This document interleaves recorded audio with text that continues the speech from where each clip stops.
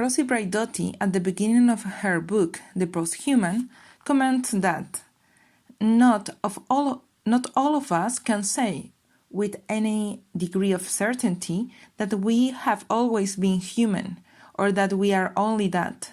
Some of us are not even considered fully human now, let alone at previous moments of Western social, political, and scientific history. Not if by human we mean that creatures familiar to us from the Enlightenment and its legacy. End of the quote. For many years, women, aborigines, people of color, and disabled people, to name some diversities, we haven't been considered humans but things, or some inferior category of humans. Even if today we can recognize a change in that pattern, we observe that the term human is not given but built. And when this question of self-reflection seems to open its limits, the most important part would not be a new definition for it, but a new way to relate with others. The Mexican art collective Interspecifics, which works in the intersection between art and science, stands on the idea that our human individuality is actually made by many agents. In other words, we are not an individual. Leslie Garcia from Interspecifics declares, "In our human stomach, there are 2 kilos of bacteria that our body needs for the processes that allow us to be alive. 1 of 10 cells is human. The rest are outsiders. Then, are we individuals or are we collectives?" With Garcia's words, again, the human is questioned. Maybe we are close to the hallucinations and artist creations of Yayoi Kusama, without boundaries between us and the world. Continuing with Braidotti's writing, she says, Felix Guattari refers to Varela's distinction between autopoietic, self-organizing, and allopoietic systems. Guattari moves beyond the distinction proposed by Varela by extending the principle of autopoiesis, which for Varela is reserved for the biological organisms, but for Guattari, he covers also the machines or technological others. Another name for subjectivity, according to Guattari, is autopoietic subjectivation or self-styling, and it accounts both for living organisms, humans as self-organizing systems, and also for organic matter, the machines. Guattari, mechanic autopoiesis, establishes a qualitative link between organic matter and technological or mechanic artifacts. This results in a radical redefinition of machines as both intelligent and generative. They have their own temporality and developed through generations. They contain their own virtuality and futility. With this, Braidotti's words, we are getting close to our first attempt as a group to understand non-living matter from a different perspective. This turns even more important when we recognize that we are living times of technoscience and biotechnology, as Haraway anticipated some decades ago. Our human bodies and our digital existence from Eric Sadin's augmented reality perspective are getting cyborgs in many extents. But what does it mean for our computational art research?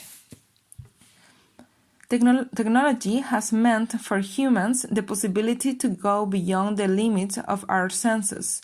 We could say that is exactly what a microscope does. For instance, it opens our view to the microscopic world. In our contemporary days, those possibilities had been widely opened. But maybe from now, we could stop just using technologies in an instrumental way Now, those technological approaches could situate us from different perspectives to understand ourselves in coexistence with others. Richard Grassin, editor of the book The Non-Human Turn, which covers the famous conference under the same name, explained that this non-human turn, quote, insists, to paraphrase Latour, that we have never been human, but that the human has always co-evolved, coexisted, or collaborated with the non-human, and that the human is characterized precisely by this indistinction from the non-human.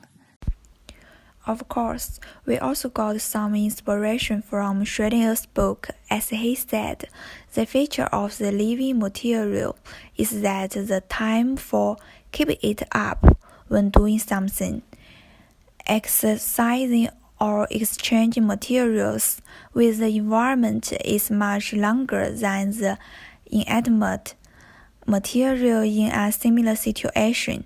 Therefore, we can infer that life is both material and energetic. The reason is that energy provides power for the operation of material life machine, and the electron transfer channel is the core process of intracellular energy conversion, during which energy is released by the electrical potential difference. We think life is not only the living things we understand, but also a form of endless energy. It survives when moving and is not necessarily dead when still. The ambiguity between movement and motionless, between living and dead, is subtle. End of the quote. The question for us has been how to approach to the non-human matter and its invisible agencies and invisible energies that coexist in between of our existences. We thought about some artists that use technologies to translate energies into human spectrums of senses. Christina Kubrick, on the one hand, translates magnetic fields into audible sounds for humans. Then she invited us to walk across the city and listen those energies. On the other hand, artists as David Tudor amplifies the sound of objects to listen their materiality. Again, a translation for our human spectrum. But maybe the most important of all is the Greek artist Takis, that uses magnets for his sculptures, allowing us to see the existence of magnetic forces despite their invisibility. Our try to approach to invisible energies and invisible agencies was more difficult than we thought, and we tried to cover that frustration in our artifact.